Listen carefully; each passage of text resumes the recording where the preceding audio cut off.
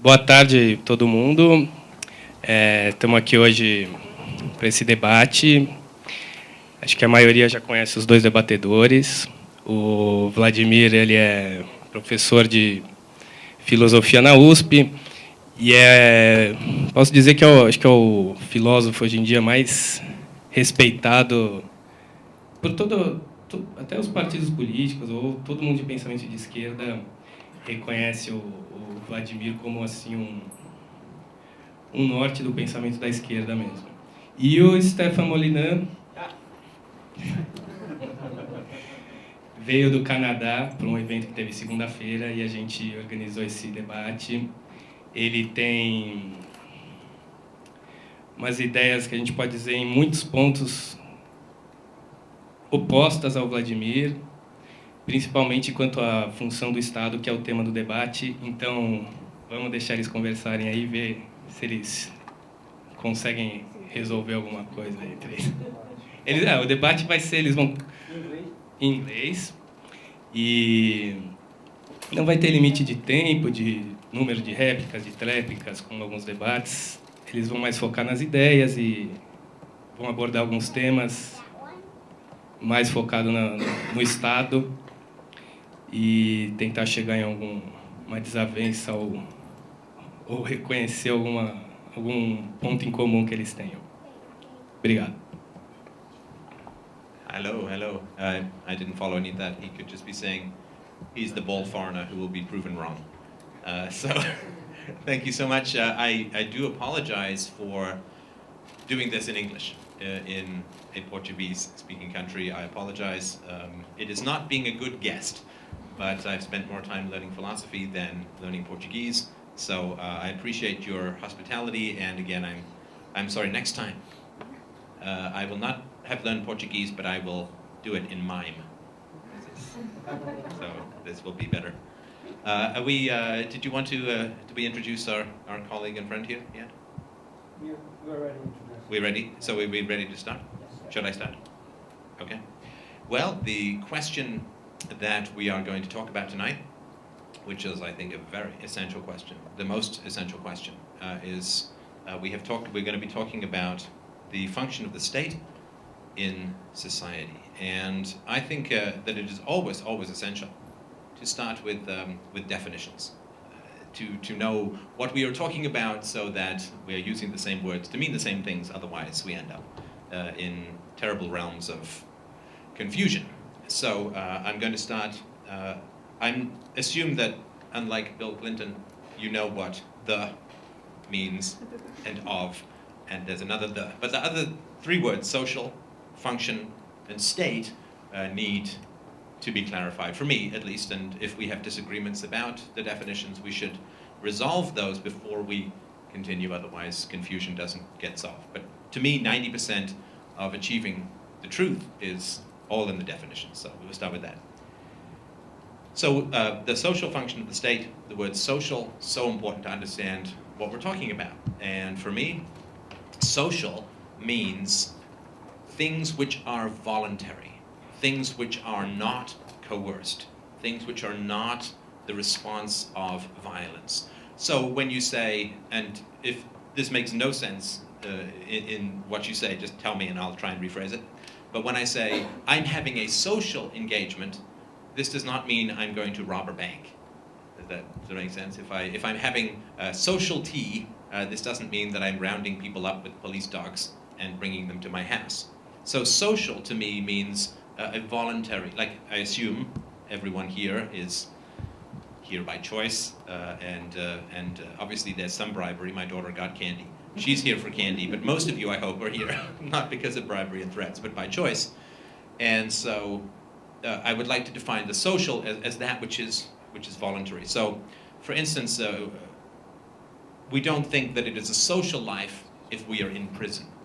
You know, we have interactions with other people, mostly running and hiding and doing whatever we can. But this is not social. Social is that which is chosen. So the social, when I'm talking about the social function of the state, I mean that which is chosen. Function, it's a little thing on your keyboard, but function is something around improving or facilitating to enhance So when we say, that there is a reproductive function to sex, to having sex, and so it is something which facilitates and extends or expands. It's something to do with it either works or it's improving or something like that. So when we talk about the social function of the state, it has to be something that improves or makes better or at least facilitates something being possible. Am I going too fast, too slow? Is this okay? Yeah, is all right? Okay. If people start to, then I'll slow down. But if I go too slow, I start to feel like I'm getting sleepy. So that's your job, to feel sleepy.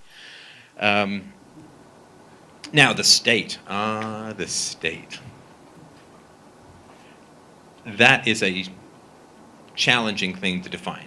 The word means so many things, I'm sure, in Portuguese as well, but I'm going to make a very rigid, rigorous philosophical definition. Now, the state is not a thing. We always use this language, like the state is a person, or the state is a thing. Like I was just reading about in Canada, the state funds, gives money to, builds, the state makes the roads, the state educates the children, like it's, in America they call it Uncle Sam. Do you have a similar phrase here? No? My criminal cousin? No? Okay. So Uncle Sam, they call it in the States. I'm sorry? The not-so-silent partner. The not-so-silent partner, right. I think that's my wife's phrase as well. But the state is not a thing. I had a debate some time back with some people in America, and I said this. I make this argument that the state does not exist. It is not a thing. It is not a person. It is not a rock. It is not a tree. And I got sent a lot of emails, and there were pictures of the White House, and pictures of the Pentagon, and pictures of the Federal Reserve, and pictures of all of the pictures of men, like an army marching, and they say, this is the state. And I said, but that's not the state. This is a white building. This is a, I guess, a sort of hexagon building. This is another building with big columns. It's got the word Federal Reserve. And this is some men in a green costume. But this is not the state. These are just things and buildings and people and guns. Always with the guns, right? But the state is not a thing. The state is, so what is it? Well, the state, I will argue, or at least make the case, it is a claim that some people make that their use of force is legitimate, is good, is necessary, is moral, is essential for society. You know, we say, oh, well, without a state, terrible, horrible things, and nobody can trade, nobody can raise their children, and motorcycle gangs. Well, it seems you already have them here, just driving all the way down between the cars. That's crazy. We actually saw on the way down, one of them got a little bumped. But so, the state is a state of mind. It is our acceptance of the principle that a small group of people can use guns to get what they want, to make law. Law is an opinion with lots of guns. You write it down, and suddenly it's like a magic spell. It becomes virtuous. So the state is our acceptance that it is good for some people to use force. And philosophically, this is a crazy notion. It's crazy. But people say, well, the state is legitimized, is valid, is true and good because the majority accepts it. The majority, 50% plus 1, makes something from bad to good. This is not. We accept this nowhere else in society, right? So if 3 guys are walking down an alley and 2 of them decide to take one guy's wallet and they vote, it doesn't make it right, even if it's a 2/3 majority saying, I will get your wallet. This doesn't make any sense at all. So that is not something that is valid, but it is what is the state, is what is defined as the state. And I'm going to skip, but maybe we'll come back into this. There are lots of reasons why the majority argument doesn't work, but it is this acceptance that we have a minority of people who can use all the force in the world. So when we put all of this together, we've got the social function of the state. Social is defined as that which is voluntary. that which is romantic versus that which is rape, right? It may end in the same physical act, but one is voluntary and one is evil, is immoral, is involuntary.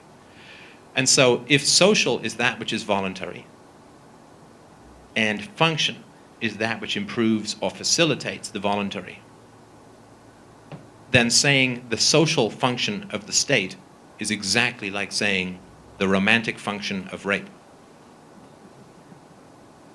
It is an opposite. That which we allow to be coerced is the opposite, logically, morally, commonsensically.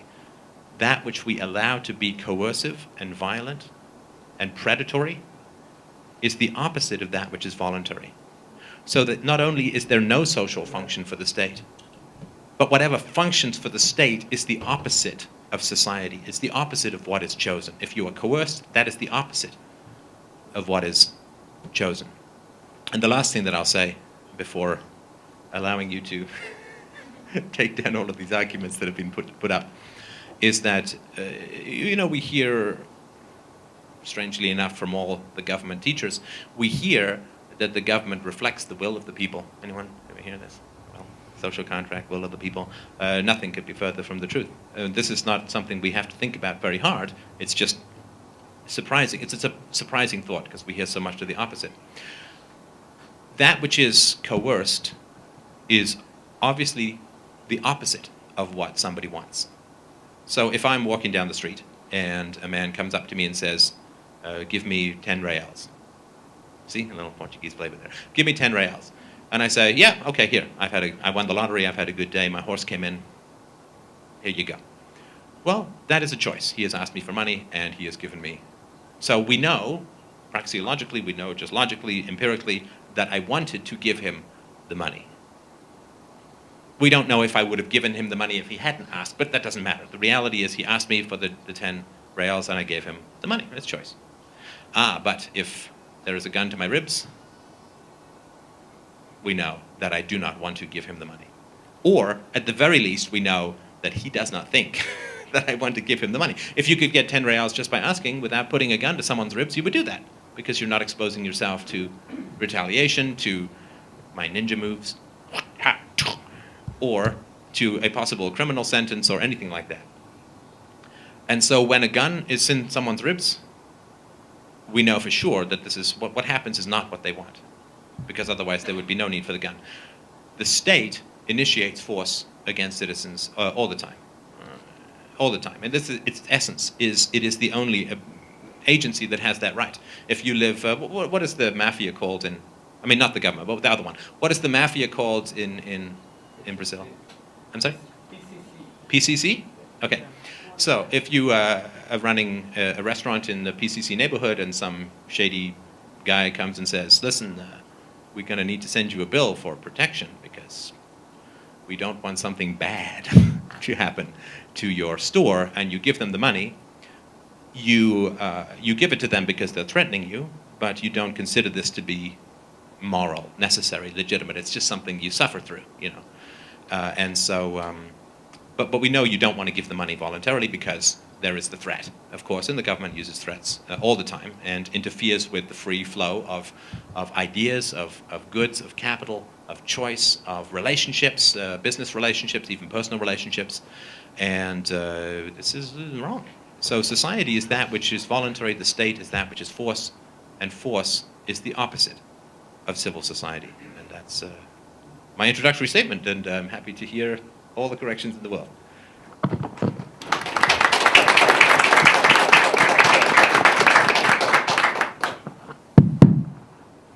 Well, first I would like to apologize. I'm really sick, and my speaking will be, let's say, in a slow motion. And I will try to go until the end, but I'm not totally sure. Second, I would like to thank this invitation. I think this is a very interesting situation and moment. I don't think that I will change your point of views concerning things very complex like states, individuals, and so on. But I'm sure that if you listen me, maybe you can have a more rich and complex idea about what is a leftist thought concerning state. And I would like to listen a liberal point of view exactly because I believe that I don't need the stereotypes of what is a liberal thought or something like this. Then, well, this is the reason that I'm very grateful to be here. Concerning all these discussions, I would like to put 2 major points. First, I understand this criticism that you made concerning the relationship between state and coercion. State as a kind of coercive structure. And I can agree with this. I think that some actions of the states can be really described in this way. But I have problems to say that, well, what is the state? The state is a coercive structure that that block the, let's say, the autonomy and the authenticity of civil society. Because we can make this criticism for every institution that I have in mind. For example, I can say yes, but the family too is a coercive structure. The religion too. Even the individuals. There is something absolutely coercive and disciplinary in the constitution of individuality. Then I don't think that the good point of view is just stress this characteristic concerning the state.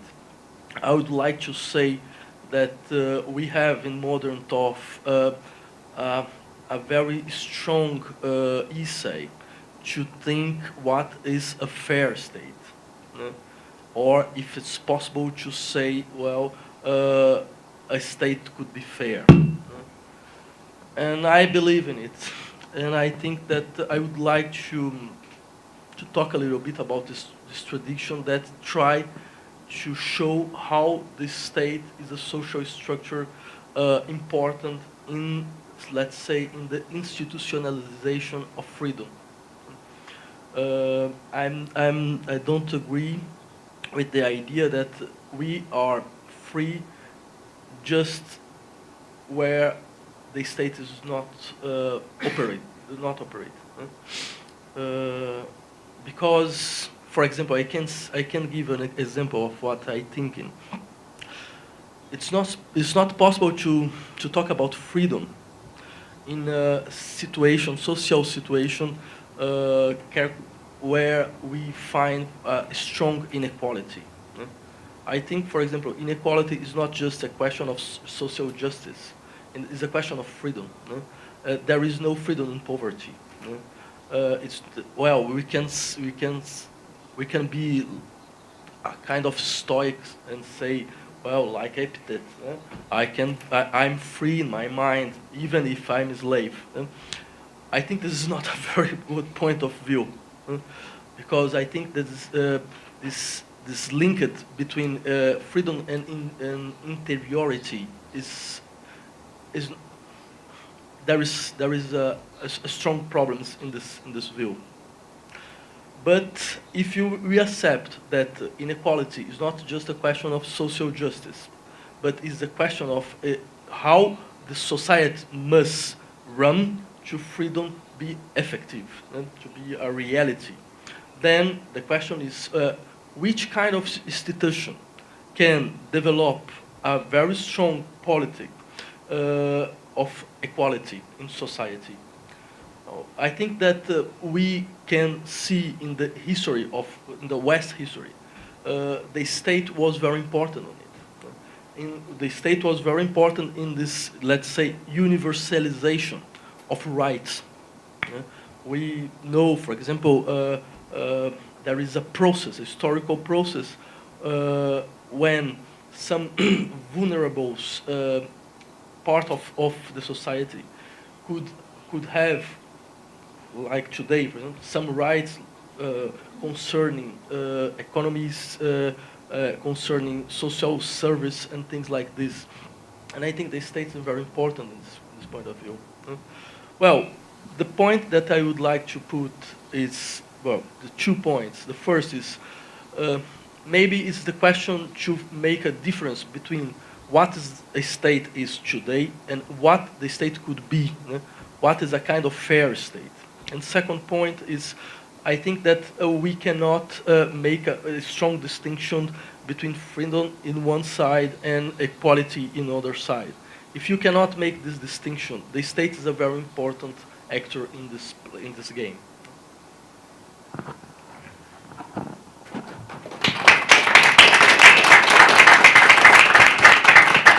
Just, yeah. Well, thank you. I appreciate that. That is not a shocking statement from somebody on the left, and I really understand it. I will take a couple of swings at it and see if I can make any sense of it. I think that we want to be clear in our distinctions of coercion versus non-coercion. Coercion is the presence of weapons, of threats, of consequences, getting your butt dragged off to jail, being under house arrest with people who will shoot you. All laws come down to the threat of murder. I mean, people stay in jail because if they try to escape, they are killed. I mean, if some guy comes into my house in Canada, I have the right, I'm sure it is here too, some guy kicks in my door, you have the right of self-defense. In other words, if the only way that you can prevent the aggression is to use force, then you use force. And to me, this is morally legitimate. It's unfortunate, you don't want to have it, but you have that right. But if they're dressed in a blue costume, you can't do that because they will kill you. If you don't pay your taxes, then you will get a letter, probably quite a nice letter at the beginning, and then the letters will get shorter and less nice, and then you will have a court date, and if you do not show up to the court date, then men will come to your house, and if you attempt to act in self-defense, they will shoot you. I mean, this is the reality that we don't often like to look at, in the way that the cows don't like to go too close to the electric fence, that they stay away. It's like, hey, I'm just roaming around, I like it here. You know, it's my comfortable spot. But the reality is that this is the kind of coercion that I'm talking about. If we start to mix in things like, there were a couple of other examples, individuality is coercion. No, individuality is not pointing guns at people. The family is coercion. No, there is coercion in the family. There are people who hit each other in the family and so on, the parents who spank children in the family, but the family is not defined as the initiation of force and control, and it's not a murder-based institution in the way that the state is. So I think you can say there's manipulation in the family. Now, interestingly enough, and I just want to touch on this very briefly, because I had a great question that I didn't answer, I think, as well as I could have in the talk I gave the other day about religion. And religion is interesting because religion is, it's a strongly Catholic country here, so of course you have hell. Is this still something that is accepted for most people in, I think the Pope is sort of ambivalent about it, and I think in England they've said, too much work. But too hot, you know, we like it chilly. But hell, of course, is a threat of eternal damnation and torture for children, so it's really hard to say that the transmission of religion is entirely voluntary, a threat of violence, and hell is the ultimate threat of violence because you don't even get the escape of death because you're already dead. So it's hard to argue that that is voluntary. That could be another discussion. I'm happy to talk about religion. Well, sometimes. It can be a little stressful sometimes, but it is an important topic. But in the state, we're simply looking at, is there a gun in the room or not? Is there a gun in the room or not? If you date someone and you ask him or her to marry you and they choose of their own volition, they may regret their choice later, but you know, maybe the husband will lose his hair. I mean, there could be any number of things that will happen, but it's still a free choice. You can unchoose it, but that is a choice. There's no gun, right, in the room. So I just really wanted, I'm really just talking about gun, no gun, gun, no gun, and gun willing to be used. I think that's an important distinction. I think it's a fascinating and complex point that my friend has brought up here, to the degree to which is poverty freedom. I think it's pretty hard to say yes, that it is freedom. And there's no doubt that there is a massive amount of poverty in the world. It's certainly in Canada, there's more of it, I think, here in Brazil. There are countries like Japan and China that have made huge strides in reducing the amount of poverty in society. But I think we can all generally accept, I read these studies recently that said, 97% of poor people like under the legal definition of poverty in the US have color TVs, internet, microwaves, 60% of them own their own home, 70% of them have a car, 20% of them have 2 cars. It's what we call poverty now compared to, 400 years ago is I would rather be the poorest person in a Western country than the King of France in the 17th century. It was just, there's much better life, much better opportunities. I think that the more we can give people opportunity and the more we can widen their capacity for choice, the better off they're going to be. What I've seen historically, the argument I'll make is that where you see great inequality, you see the state. I'm sorry that most of my knowledge is about, I started reading about Brazil quite a bit before I came down, but everything was so interesting that I just kept following link after link, and wow, I got nothing useful done other than really learned a lot about Brazil that I couldn't use in it. This is fascinating stuff. So I'm sorry if I give you some examples from non-Brazilian environments, but the free market is the huge engine that lifts people out of poverty. 50, 60,000 people a month in India and China are moving into the middle class. I know the middle class is growing quite a bit here. The free market, the lack of coercion. The free market is simply, there's no gun. Doesn't mean you don't have regrets. We've all bought stuff that we didn't like, but it may be too late to return it, but it's still a choice. Choice doesn't mean perfection. Choice just means no, not one of these in the room, and where you have tariffs and taxes and controls and even minimum wages. This is the introduction of coercion. In the post-war period in the United States, poverty was declining 1% a year until the welfare state came in. As we all know, since the introduction of the welfare state, poverty has, the gap between rich and poor has widened, enormously widened. Does anyone know how much in America personal wealth has declined in the past 4 years? I just read this yesterday. It is a shocking number. Does anyone know? 40%. 40%. Is this because we have an excess of free markets in the States? No. Government has continued to grow and continue to grow. As governments grow, inequality grows. Think of the Soviet Union. Where they had the Politburo and the rich, they had all their Dachaus on the Black Sea and the Caspian Sea, and the Ivan Denisoviches were laboring for less than we could imagine, them laboring for fruit with bugs in it. It was horrible. So I agree that poverty is a huge problem. My friend here was talking about rights, that the government is really good at extending rights. No. Government is really good at restricting rights. And then when we take away the government restriction of rights, when we forbid them to use force in certain areas, suddenly they claim that they've expanded rights. Who enforced slavery? The government enforced slavery. You couldn't have slavery if you had to go and catch your slaves yourself. They just run off. And what are you going to do? No, you have slavery because the government will go and catch them for you and bring them back. It is the government that enforces slavery. Who didn't enforce the rights of contracts for women? It was the government. Government didn't do that. And you can sort of go on and on. In Canada, the government says it's perfectly fine to hit your children if they're between 2 years and 12 years of age. You see, 12 years in 1 day. It's wrong. 1 day short of 2 years, it's wrong. Next day, it's right. It's crazy, right? So it is the government that is failing to protect this. This is not something that the government solves. This is a problem the government creates, and the degree to which we restrict and control and minimize the power of the state is the degree to which we get equality in society.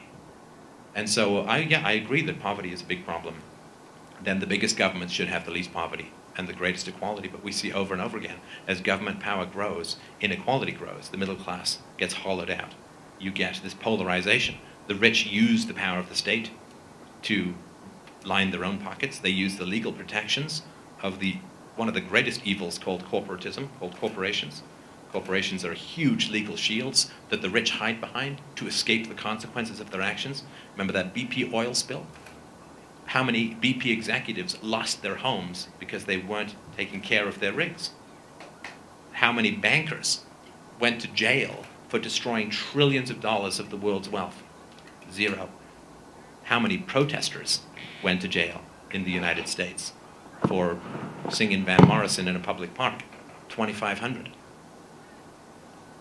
The power of the state enriches the rich, impoverishes the poor. We're just driving around, and we were talking about this yesterday when we went walking around Sao Paulo.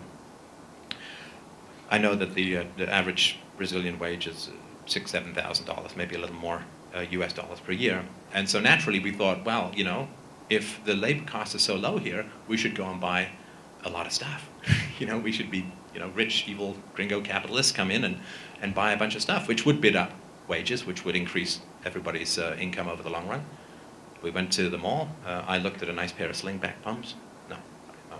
But we looked at shoes, and they were more expensive than Canada. We looked at the electronics. It's like, well, not too bad. The tax is what? 100% on an iPad. And so we can't. And is that because the government is doing something to help the poor? No. The government is not helping the poor because the government is not letting us purchase stuff, thus driving up the wages of the poor.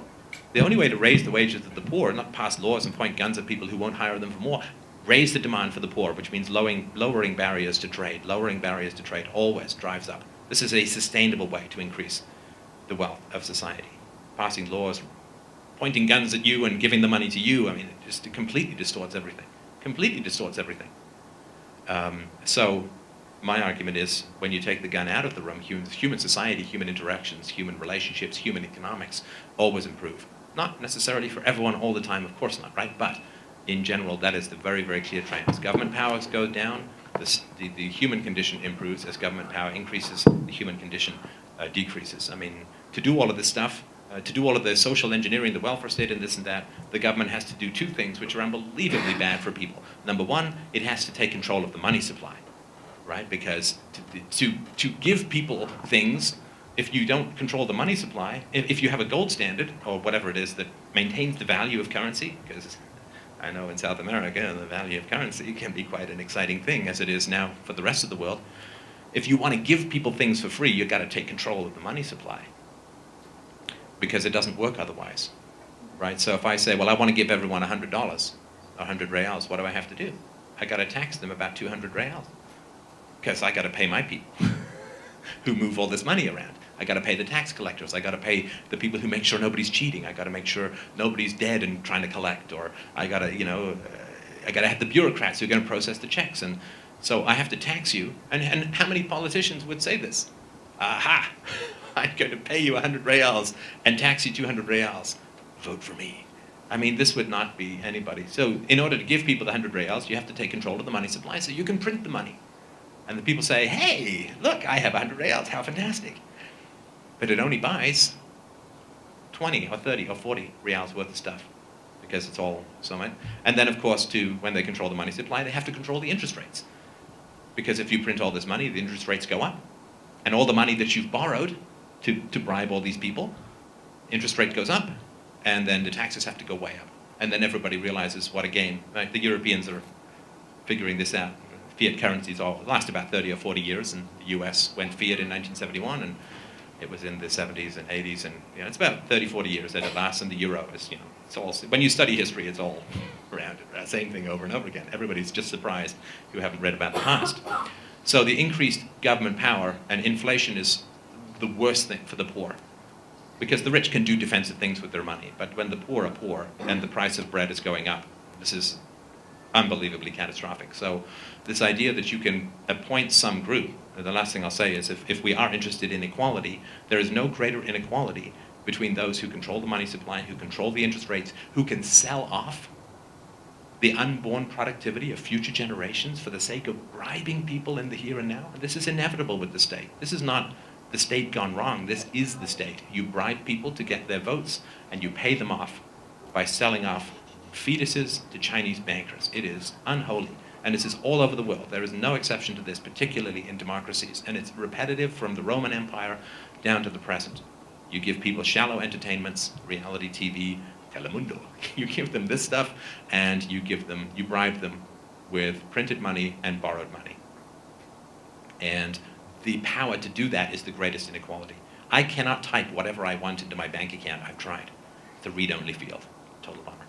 But the government can do that. there's no greater power than the power to control money, the power to control interest rates, and the power to sell off the productivity of the unborn. And there is no equality that can come out of that moral and legal and philosophical inequality within society.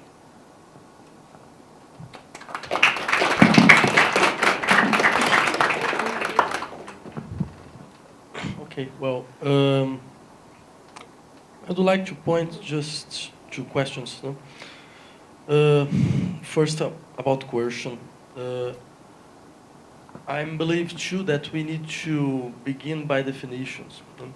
And I understand coercion something that you don't make by free choice. No? It means you must accept. No? It's not a question of choice. No? If you accept this idea, for me, it's very complicated to say that, well, family is not a case of coercion, no? Or even religion is not a case of coercion. Or I would like to say the process of constitution of individuality has a strong measure of coercions. No? It means what I need to lose to be individual, for example. What I need to accept to be individual. No? If you put this kind of questions, I think that I prefer to say that there is several kinds of coercion. I can understand that the coercion that exists in the state is not the same coercion that exists in the family, but I don't like to accept that. Well, there is no question of coercion in family. Maybe we need to be a little less, let's say, binary, and say, well, in some situations, family is a case of coercion. In some situations, the state is a case of coercion. In other situations, the family can be a space where I can learn things for freedom. In some situations, the state can be a very strong and important actor in some fights, some social fights. Then I ask if the question is not just try to avoid this kind of institutions, or if the question is try to have, let's say, a more complex view of what these institutions could do and could not do. This is the first question. The second is, I can understand all this point of view concerning the action of the state as a guarantee of equality. I can understand all these positions that you put in the debate, but I'd like to make a question. You came from Canada, no? Yeah. I believe that you studied in the public school. It was a mix, but a lot of it was in the public school, yes. Public school, yes. And what do you think about the public school? Terrible. Why? Absolutely terrible. Why? Because I was never taught how to think. I was stuffed full of a bunch of propagandistic conclusions. The government is here to help. Without the government, there's chaos and murder, and the government saved us all from the Great Depression, and the government saved us all from the Nazis, and without, it was all just a bunch of conclusions. And I also found that this is all the way through. I got a master's degree from the University of Toronto. I studied at York University and McGill University, so I had a good tour. I was in private school in England, public school here in Canada. And whenever you question the outright propaganda of the state, it becomes very hard. I was just talking about this, I'm sorry, very brief answer, but I was just talking about this with someone at dinner the other night, that there was in graduate school, this woman was in graduate school, she's like, I don't know if I want to continue, because if you're in Canada and you say the Great Depression was caused by the free market, and it was, the effects were ameliorated by the New Deal under Franklin Delano Roosevelt, and then capitalism was saved by World War II. If you say that, which is the complete opposite of the truth, empirically and statistically and morally, but if you say that, then you don't have to footnote anything, because it's just like saying the world is round. You don't have to say, footnote, Galileo said, here's the math. You just say it, because it's accepted. And the propaganda that is out there, that is, I'm sure it's the same here, it's government schools are the same everywhere, but if you say something like the Great Depression was caused by the Federal Reserve, jacking up the amount of money in circulation by 2/3 and then contracting it by 1/3, and then massive amounts of government intervention, violent intervention in the economy kept things going, and the Second World War did not save capitalism. Capitalism was only saved by the fact that they dismantled all of the New Deal programs, almost all of them after the Second World War, and let the free market function. Then you have to provide so many footnotes, and then people will say, well, this is not a reliable footnote. And I have 2,000 historians who are saying one thing, and you have 5 who are saying another, and so you don't get an A, you know. And so in this way, you just have this reproduction of this propaganda. I can't think of a single thing of significant or enduring value that I got out of public school. I don't know if you guys feel any different. I mean, almost everything that I've got that is of real value in my life, I have learned outside of formal education. Formal education for me was just trying to navigate my way through to get the piece of paper and trying to bite my tongue as much as possible to the point where it was, you know, half the size of my head when I was done. But do you think that propaganda exists just in public schools? Well, no, but like propaganda exists from Coca-Cola. We went to the zoo the other day, and here is the snake by Coca-Cola. Like, I don't think the snake was built by Coca-Cola. I don't think it is made of Coca-Cola. Sorry, you were saying? Just one point, in Brazil, in private schools, you have to abide by the government. Yeah, they're all the same regulations. But the difference is with an advertisement, I know that it's an advertisement, right? So when I say, you know, when I was younger, I worked in a daycare, and we took all the children to a Coca-Cola factory to see how the Coca-Cola was made. And they played a commercial. I can't even remember the song, and you can count yourself happy, but I don't. Otherwise, I would do karaoke night for sure. But and all the children were singing along. But if you were to say to them, if you were to say to the children, I'd ask them afterwards. I said, well, is this true? Is this like a truth? Is this like good? Is this like right? And they said, no, it's tasty. You know, and I would also say, did the commercials tell the truth about Coke? Like, do they say it's bad for your teeth? Do they say whatever, right? They say, well, no, of course, they're trying to sell us Coke. Of course not. I mean, they're aware. I mean, everybody knows a commercial is a commercial. But people don't know that public school is a commercial. But that's the problem. That's why I call it propaganda rather than advertising. Yeah, but this is very funny, because, for example, I always studied in private school. I studied here in the private school that learned me that the French Revolution was a show of murder. Just a show of murder. And I always said, look, I think that's not exactly the case. And they said to me, look, it's a private school, this is my school. If you don't believe, you need to go ahead. But there is no other place to go. Then I can understand what are you saying. We, in this process, when you're in a public school, we need to accept some perspectives, some versions of the history that maybe is not really true. But in the public system, nobody can say to you, look, if you are not agree, go ahead. You can discuss. But if you are just in the private system, you know, for example, it's the same thing if you were working for a private company. People say, well, this is our values. If you don't believe in it, you need to go ahead. Okay, I mean, I obviously can't speak to your education. I grew up and I went to a private boarding school in England. And I can tell you for sure that the private boarding school in England was heavily influenced by the existence of the state, and in particular the aristocracy. Private schools are there for the children. Let me be completely broad brush strokes. Private schools are there for the education of the elite in order to have them run the society that exists. Not to create a new society, not to challenge the tenets of that society, but to step into the leadership roles of the society that exists. And so you can't be an anarchist in a private school. I'm an anarchist, right? So you can't be an anarchist in a private school because they want you to go and run society, and so they're grooming you for leadership in a society that you're going to benefit from because of the state, because of the power of the state. I mean, that would be my guess. I would also say, as you said, that they have to follow the curriculum.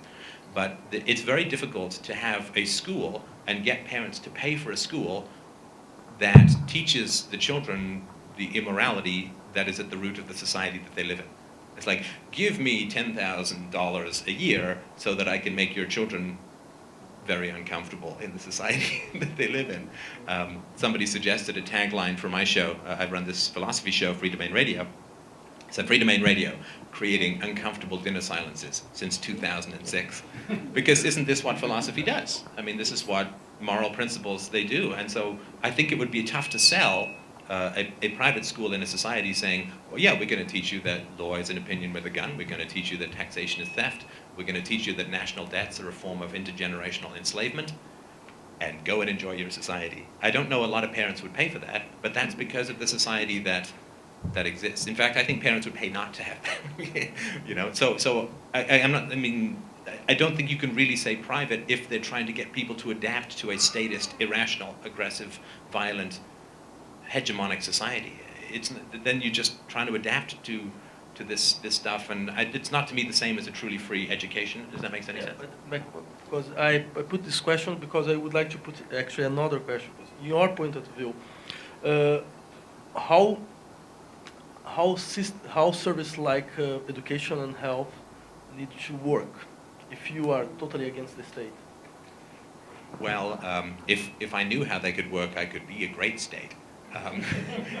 Like, so my argument is, I'll give you a very short analogy, then a bad answer. Look forward to it. The short answer is it doesn't matter. You know, in America, in the South, the slaves picked the cotton, right? The slaves picked the food. And if I say we should not have slavery, people say, well, who will pick the cotton? Well, who will pick the food? I don't care. All I care is that slavery is immoral. I don't care who picks the slaves. I don't care who built the roads. I don't care how healthcare is provided. I just want people to stop using guns to run society, because it just runs it into the ground. You know, violence is like a drug. It's not like a drug, it is a drug. People become, I don't know, there's fantastic studies out recently.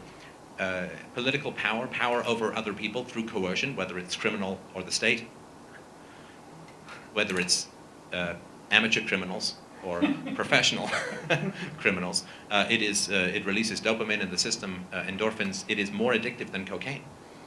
And they've done studies with monkeys and politicians, no monkeys. And they have found that as monkeys move up in the social violent hierarchy, monkeys is a very aggressive hierarchy, they get more dopamine, more endorphins. And then when they go down, they become depressed and inert and so on. Political power is incredibly addictive. This is why we have people who are drug addicts fighting the war on drugs. It's ridiculous, right?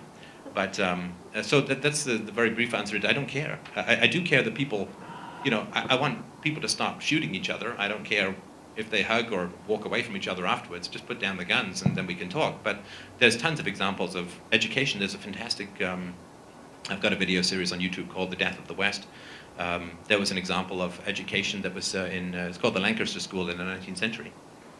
You could get a full year of very high quality education. A lot of these people went on to higher education. Can anyone give me a guess how much it cost? Give me a guess. 40,000? For a year, 80,000. 80,000? Anyone else? This is in constant dollars. This is modern dollars, reals, I guess. Yeah. It was, sorry, this is, it was about 80 US dollars. 80. And this, the way that it occurred is you would have the older students would attempt to sell their tutoring services to the younger students, who in turn would attempt to sell their tutoring services to the younger students. So everybody was both a learner and a teacher. And you know that the best way to know if you know something is try to teach it to someone else, right? You ever try and teach the business cycle theory to someone else? They've got 10,000 questions, and you immediately know when you don't know stuff. And so this was a very, very effective and powerful form of education that was there. In the 19th century in America, literacy rate, 97%. 97%. This is a time when people consumed Herman Melville, Moby Dick. They consumed Thomas Paine, The Rights of Man. The Democracy in America by de Tocqueville was a bestseller. This was a highly literate, highly educated population. Do you know there is no government school that has come even close to that?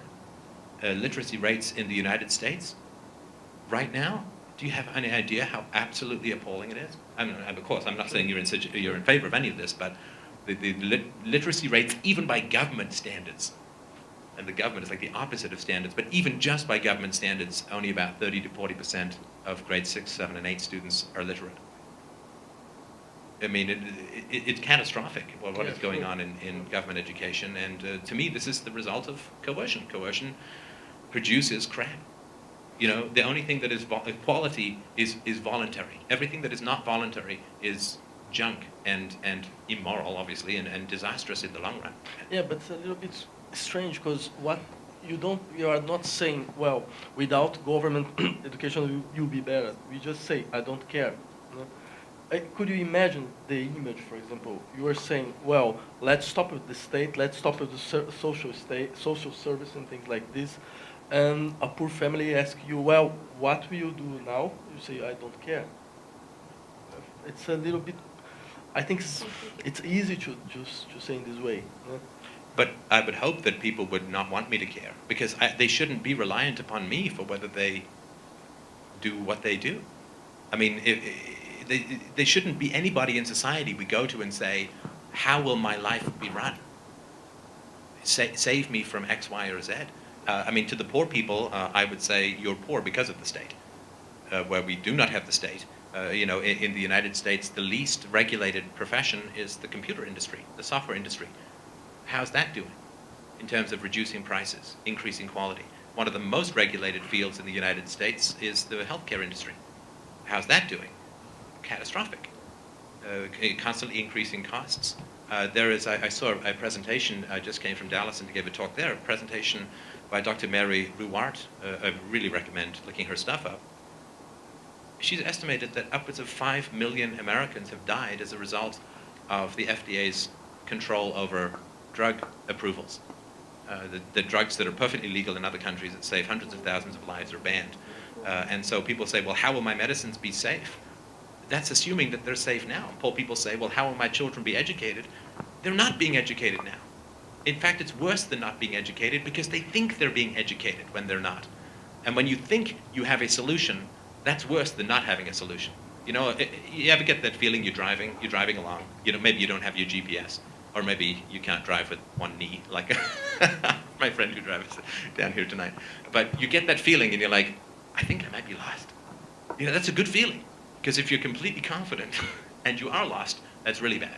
And so it's the illusion of an answer that the state gives. How are we going to deal with poverty? Point a bunch of guns at these people, take some money, print some money, and then we'll give some money to these people. Look, a problem is solved. It's the illusion of a solution. How are we going to educate people? Well, we're going to force all of these children to go into these schools, and we're going to force all of these people to pay for it, and we're not going to allow competition. And if we do allow competition, it's by our rules and following our curriculum. And then we think we have solved the problem of education. That's like solving the problem of loneliness by forcing people to get married. You haven't solved the problem. You've just alleviated a symptom while making the problem worse. And so when people say, well, how will problems be solved without the state? There's this illusion that violence is solving the problems now. It's not. It's covering up a few symptoms. You know, as I say, it's like cocaine for a toothache. I feel better. But my tooth is only getting worse. And when it wears off, right, when we run out of money, when we can't pay our debts, when, you know, Greeks at the moment are taking $1 billion out of the bank every day because they're terrified of what is going to happen.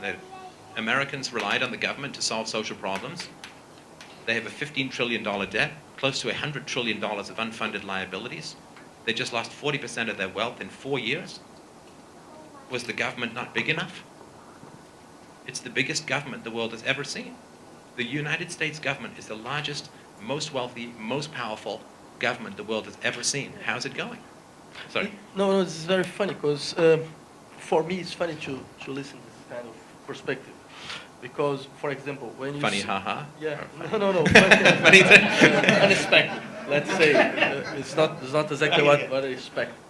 Because, for example, you say, well... You thought I was right-wing? Sorry? You thought it was like right-wing? Like, okay, yeah.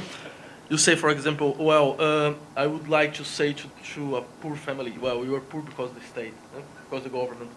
And you use major examples that came from the United States government. And, well, I would like to say, as a vulgar Marxist, something like, well, but the problem is this government is not exactly a public government. It's a government totally linked. You mean Brazilian? Yeah, no, yeah, okay. the American government. The government totally linked with major interests of major companies. It means it's not a public government, it's a private one. Sure. Well, it's a system that the big companies usually use to, for example, to defend banks, as you said, to defend some companies and things like this. But, for example, we can think in a more fair state. For example, well, where are the people that have the lowest difference between rich and poor? There is in countries that have strong states, like Sweden, like Denmark, like Finland, like Norway, and like Iceland. No, because it's broken now. But I think that we can say, well, why we have these examples? Because we have a kind of state that is not just a skill. A skill of some major companies. Yeah, I mean, this phrase in economics is called regulatory capture, which means that when you know this, but for those who don't, it's you're a bank and the government has the power to regulate you, and so you give a lot of money to politicians and you make sure that you get to write the legislation. I mean, the Obamacare, certainly the pharmaceutical aspects of it were written by the pharmaceutical industry. I mean, they pay massive amounts of money and they give tens or hundreds of millions of dollars through various means to candidates. And of course, the regulators, if you are, let's say you're doing an MBA in finance, and you're like the top 1% of your class, do you say, I can't wait to get a job at the SEC, because they pay like $70,000 a year? No, you go and you create these crazy financial instruments that manipulate fiat currency, make you rich, and destroy the world. And so this is true statistically. The dumber people go into regulations. I mean, dumber relative to, and the really smart people go in the industries, and so they can't keep up. I mean, it's just an intelligence differentiation. Regulatory capture is a huge problem. Now, the Scandinavian examples, I mean, it's a long conversation, and we don't have to bore everyone, but my fundamental question is, are they in debt? And of course they're in debt. And so it's sort of like, you get up and you go to work every day. And I know, but because every country in the world has a government. So every country in the world is in debt. But it's like you get up and you go to work every day, and there are times when you don't want to go to work. You got a headache or whatever, right? Didn't sleep well. And then your neighbor is just sitting there, with this big cigar, a mojito, 8 o'clock in the morning. Can you believe it, right? And you're like, man, I'm a sucker. This guy's got it made. But all he's doing is living off his credit card, and it's going to crash. And so we can always find some government, right? I mean, they seem to be doing much better. I mean, their inequality is lower and so on. Yeah, of course, because they're going into debt. But you'll find that their birth rates usually are very low, which is a huge problem for especially an aging population. We all know this, the baby boomers are going to retire. It's the same thing here. Did you get a post-war boom? And not so much, right? Because you didn't have a war, so that's good. Post-war boom, but only in Nazis. They don't breed very much. They were all pretty old, right? But so yeah, if someone goes into debt, it looks like they've squared the circle. They've solved the problem. But the Norwegian countries, all massively in debt, they have extremely low rates of, and so there's just no conceivable, they won't last another 20 years. It's absolutely unsustainable. Going into debt and printing lots of money, and I mean, yeah, it looks like you've solved all these problems. I mean, why are the baby boomers in North America so rich? Because the government paid for all the stuff they should have paid for, like roads, like healthcare, all the stuff was very cheap, was very free. They didn't have to pay for their aged parents because of Social Security. And so they got to save all this money for stuff they should have otherwise bought. And so they got all this money now, and they expect to get all this retirement money, but there's nothing in the bank, so all they're doing is feeding off the young, who are the poorest generation that has come along in a while. I mean, it's brutal. So yeah, I mean, it's no question you can find some state of society that seems to be doing okay, but the big question is, what's their per capita debt? What's their population bulge? I mean, this is just demographics and finances. If it's unsustainable, what's going to change? I mean, none of the status societies. Canada has a higher per capita debt than Greece. This is not good company to be in. Now, we have some natural resources, and Greece has fewer, but, I mean, it's all completely unsustainable. And it wasn't sold to us as unsustainable.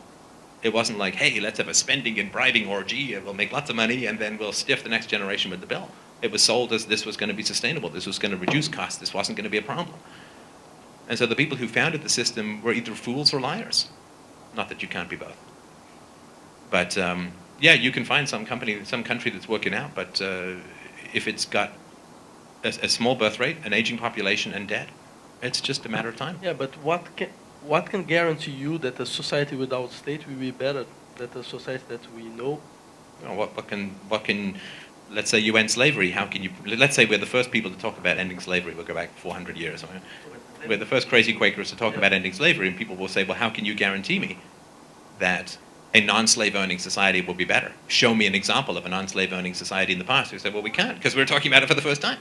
But I think that this comparison is not a very good one. It means you compare, for example, the slavery system with let's say, well, a democratic system. Well, at least the slaves could run away. I mean, what are you young people going to do when the debt comes, right? I mean, there's no place you can go.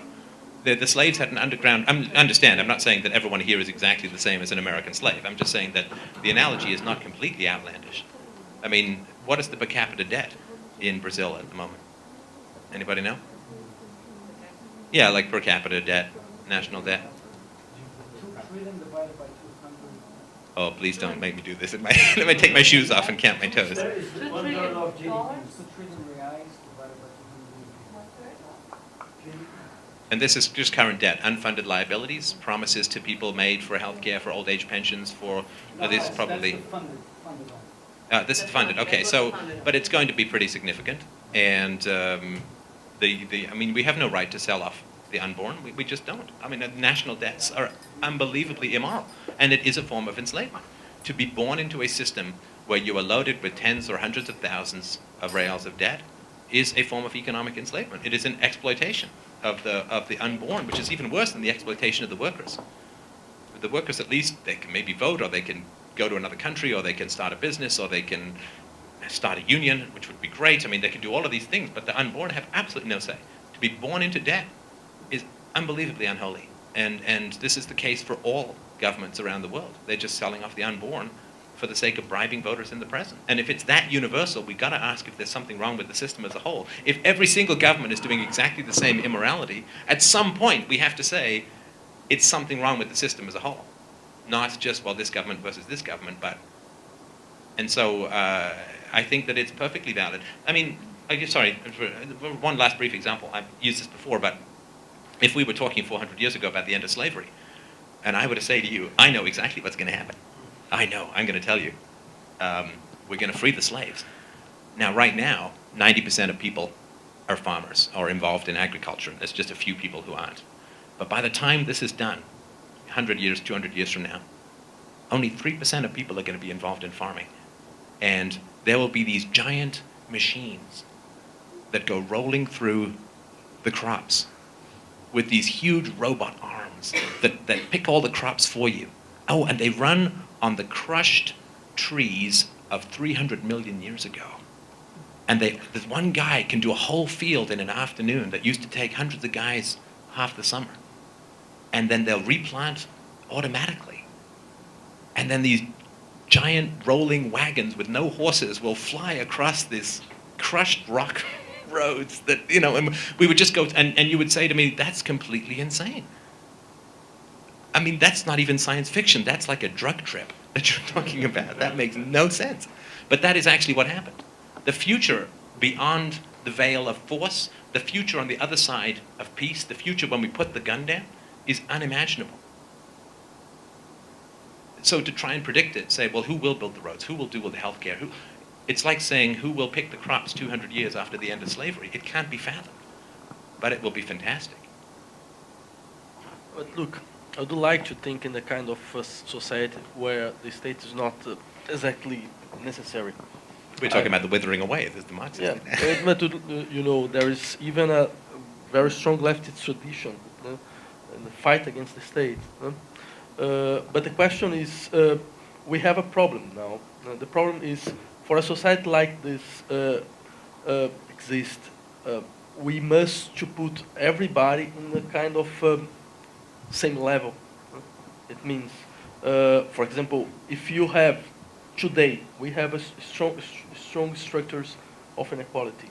Then if you just put the state away, will grow up. Well, we saw it in other situations. We saw, for example, in the neoliberal politics, where the states were we put ahead the state, and the inequality grew up. Okay, sorry, but what examples of this? Well, England was an example. Inequality in England grew up in the 80s and 90s. For example, I remember the numbers. In 1970, the 1% more rich in England had something like 2.3 of the income of the country. Today they have 5.3, and in 230 they must have something like 40%. It means our historical experience is not a very good one. This is the question. I could accept your idea that we must to give the responsibility to individuals, but what we say until today, what you see until today, is not really good. No, it's not. Okay, yeah, that's a great point. So if I want to make sure I understand the argument, so when we've seen situations where there is some restriction in the size and power of the state, or maybe even a diminishment, that you get increased inequality. You can look at what happened in Reagan's America, where they cut taxes and so on, Thatcher's England and so on, where there is a shrinkage in the state caused by a rise in inequality. But two arguments. It doesn't matter if you cut taxes, it matters if you cut spending. The problem with Thatcher and Reagan is that they cut taxes without cutting spending, which means that they just run into debt. And when you run into debt, you have to go borrow money. Now, the government doesn't come to us, right? When it needs $10 trillion, right? It doesn't come to you and I, say, listen, with the change jar, listen, can you chip in a little because we need 100 billion reals to cover the budget? No, they go to the monster capitalist. Can I say a nasty word now? They go to the monster capitalist people who aren't very nice, with holes. And they go to those people, and then those people give them money to cover up, and then they end up paying a lot of money back to those people, right? You know the income tax in America? Does everybody know where the money goes from the income tax? All the income tax in America goes where? Does it go to social services? Does it go to roads? Does it go to hospitals, police? Just goes to pay interest on the debt. It doesn't even go to pay the debt.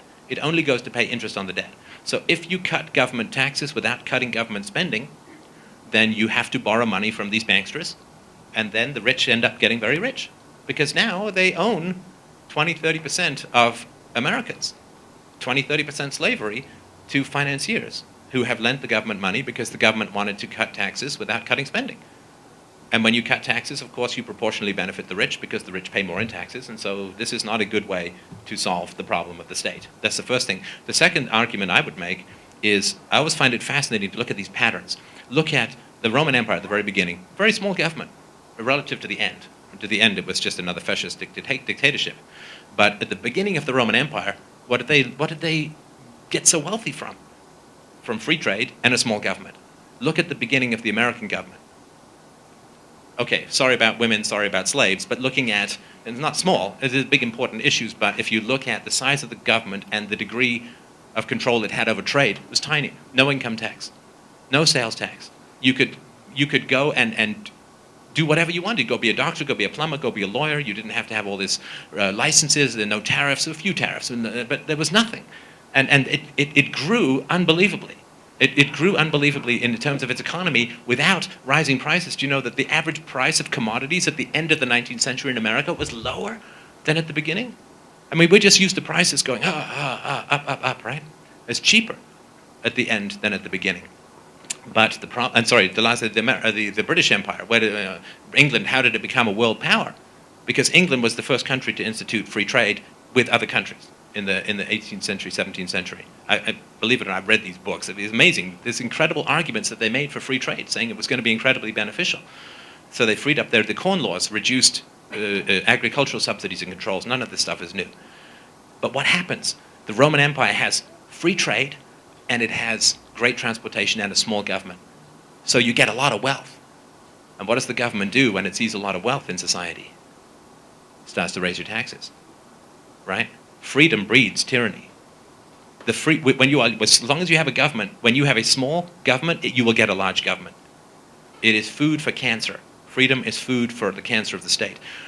The British Empire, free trade, lots of wealth, massive growth in taxation. America went from the very smallest government that had ever been conceived of in the history of our species to the very largest government that has ever existed, or could even have been imagined in the history of our species. And so my concern is that, yeah, if you shrink government, what you're doing is you're creating a huge amount of potential energy and potential wealth that the government starts to tax. When the citizens become more wealthy, the government uses that wealth as collateral to borrow and enslave and indebt the next generation. As long as you have a government, whatever you do to compress that government, if you're not compressing it to nothing, it just blows up and takes over everything. Sorry, that's some brief answer. No, I can understand your argument. When I say that it's funny, it's because I remember, for example, some leftists like Pierre Clastres that had written a book called "Society Against the State," and the arguments are not really different of your arguments too. But what we see, for example, when you say, well, the question is not just cut taxes, the question is just cut spending. But when you see the governments that are cutting spending, what they cut spending in education, they cut spending in hospitals and money for the old people. Like, for example, we are seeing this now, today, in Europe, for example. And it's very complicated to even try to imagine it. How we can cut spending without destroy all this service that are totally important for people. Well, you stop paying interest on the debt. You screw the banksters. Save the people, screw the banksters. I mean, you stop. Okay, well, yeah, we agree. I mean, but governments can't do that. I mean, there's a reason why they don't do that. They don't do that because if they make, I'm trying to keep my language. It's a family show. Hi. But it's hard to speak clean. But the governments can't do that because if they do not get the debt servicing, if their debts are called in, what are they going to do? Yeah, this is very funny. For example, I don't know if you are, what you think about, for example, this Republican candidate, Ron Paul. Oh, Ron Paul? Like, hugely dangerous, in my opinion. Okay. Yeah, hugely no, dangerous. because it was the only that... Cool? Yeah. He's a cool guy. A doctor, a politician, Austrian economics guy, but... sorry, just if you... No, because he was the only that says something like what you're saying. Yes, well, I have some issues. He believes in states' rights, because this government, really bad. This government, really good. I mean, this just doesn't mean... this cancer's bad, but this local cancer, it's good. It's healthy. But, I mean, I think for Ron Paul, first of all, I mean, he's very religious, and I think that's a problem. I mean, if you're looking for rational, consistent thought. But I think the great danger of Ron Paul, imagine, the way I sort of view it is you're second in command on the Titanic. Let's say I'm the captain, and you're second in command. And feel something, right? And I go down, and I look at the bottom of the ship. It's, water coming in, Leonardo DiCaprio running around, and then I come back up and I say, listen, I would like to give you a promotion. I'm going to put you in charge and you're going to be the captain. And you're like, yay! And then all the history books say, you went down with the Titanic. You were the captain in charge when the Titanic went down.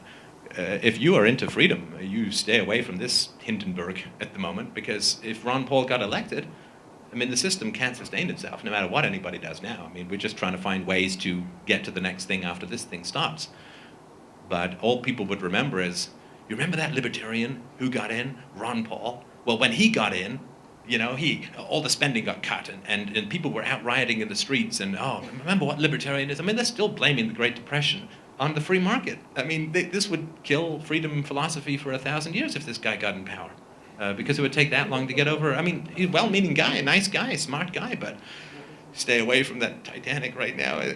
You can only have credibility if you're not in charge when the thing goes down, I think. That's why I'm not president. Yeah. Yeah, if you feel that bump, you start edging towards the lifeboats and save as many people as you can. Do we have any questions from the brains of the outfit out there?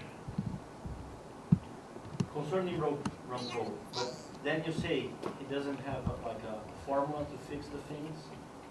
Libertarian ideas only goes well when the system, when you are in the cruise mode, when you hit a rock doesn't work?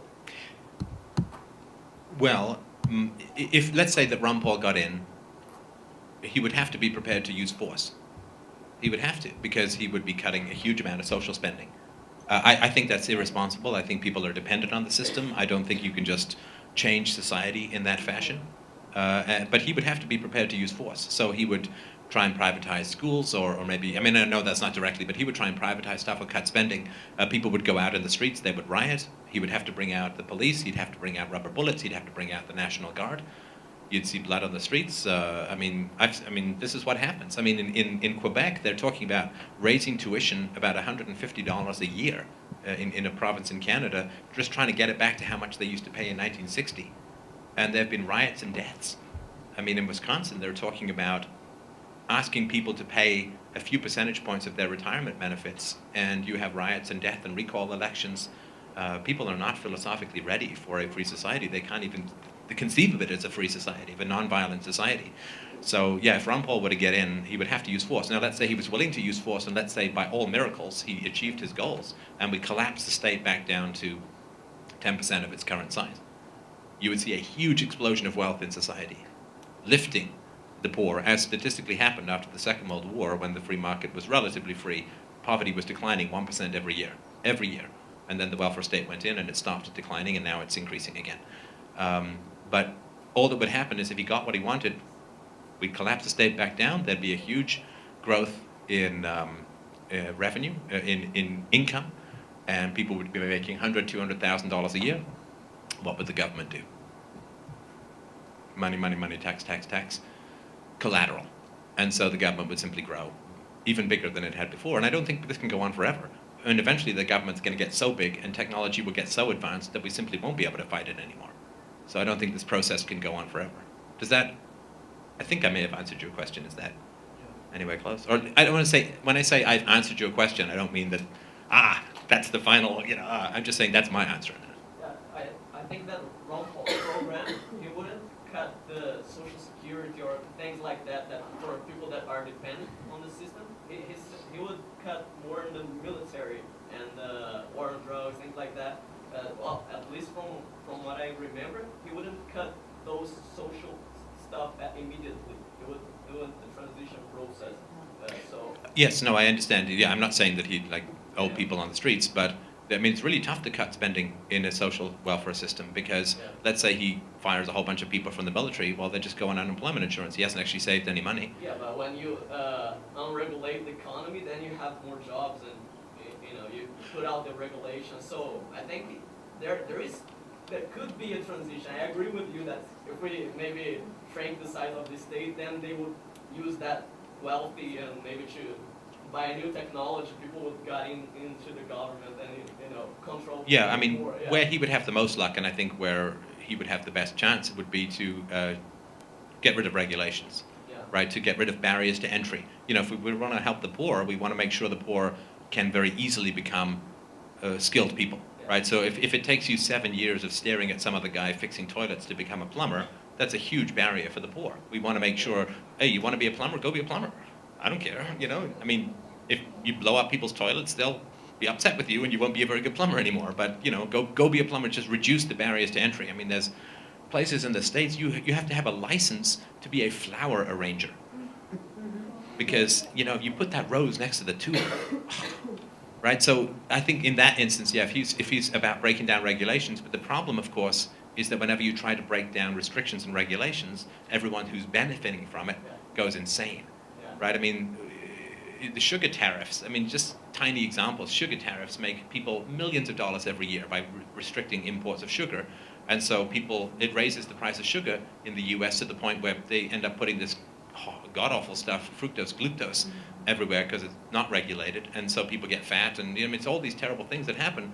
But the reason that these things go on decade after decade after decade is that, as you know, if you try to cut sugar subsidies, then every consumer has $20 worth of incentive, because that's how much it costs each consumer a year, 20 or 30 bucks. They have almost no incentive to support you, but the sugar producers who are making millions of dollars will go hire lawyers and make ads and run negative ads, and so politicians just don't touch it, right? So, I'm sorry? Yeah, they buy. So yeah, whenever you have this it's called rent seeking, right? Whenever you have this regulatory control, the people who benefit from it will just go destroy your political career if you try and take away their unjust money, and it's this huge balance. So I don't know what would happen in that situation, but I think it's a lot easier to talk about cutting regulations than achieving it. But that's a great point for clarity. Thank you. Question for Vladimir. You seem to think, I understood that you think that you need to achieve certain society's goals or equality or something like that, and for that you would,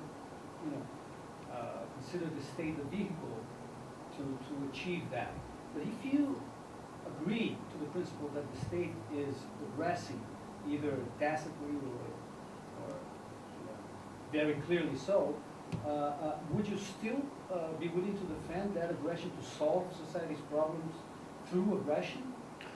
The question is, I don't believe that the state is just aggressive against people. No? I think that there is a kind of ambivalence in some political state politics. No? For example, I can accept that some state politics are very aggressive because they are made by exactly special interest, something like this. But for example, I can identify some kind of politics, state politics, that are benefit for people. For example, that's some kind. For example, we have problems concerning trustees. Well, if you don't have some kind of power that could break some trustees, even the idea of a free market is finished. Then, but the question is, who can do this?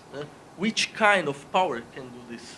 For example, we have our Brazilian economy. We have a very good example here. You refer to antitrust? For example, antitrust laws. And we have our economy is a totally trustee economy. Every sector is made by 2 or 3 companies. For example, airlines and things like this. But you could say, well, but these companies, they are in the state. For example, they are in the state. They are in the regulatory councils of the state. We're right, sure. But the question is, well, I would like to fight for a regulatory system that is really regulatory. Not just expression of some interest and more strong interest in the society. In this case, we have examples. For example, in some situations, the state was able to do this. Why? Because we had a kind of strong social power. For example, when the syndicates, when the trade unions were strong and things like this, they could put the state in some let's say in some line, or put some politics in some lines, and I believe in it. I believe in it, but I can understand this idea that what is better for us. Better for us is a situation where, well, the individuals, where a situation where the civil society could decide for themselves. I totally agree with it, but I think the first step to do this is changing this political structure. For example, I believe that our liberal democracy are not able to do this. I believe that we need to go to a kind of, let's say, plebiscitary democracy, democracy where, well, this use, the continuous use of the public opinion could really works. And I don't believe, for example, in the kind of democracy like we have today, where a parliament and things like this. I think that we need to go to a kind of directly popular expression, and we have the, let's say, we have the technology for this today. But I don't think that you solve the problem of monopoly by creating a state. But I don't think you solve the problem of monopoly Yes. by creating a state, because a state is a monopoly.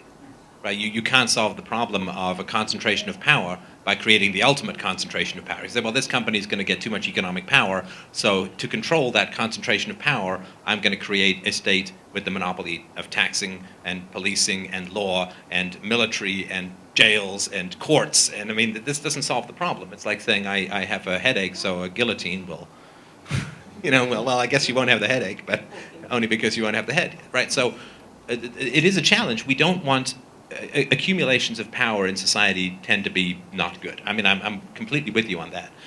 But the only in a free market, again, this is a future fantasy, but in a free market, you can only become economically powerful or significant by pleasing your customers.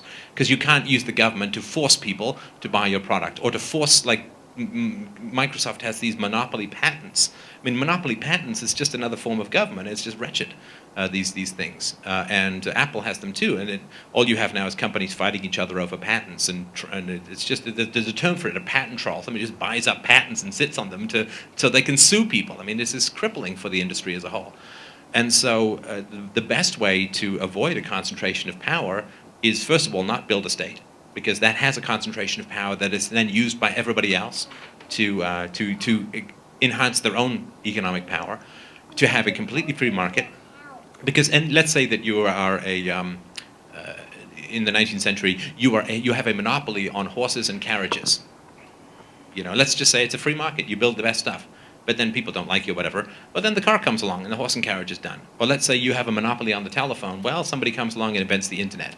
Or you have a monopoly. There's always something new that comes along and breaks up a monopoly. To my knowledge, and I've studied this extensively, though not exhaustively, there's never been an example of a free market monopoly. To my knowledge, without using state power, without using state coercion. This is also true that there's no example in history of customers complaining about a monopoly. Because a monopoly is only a monopoly because it's pleasing the customers.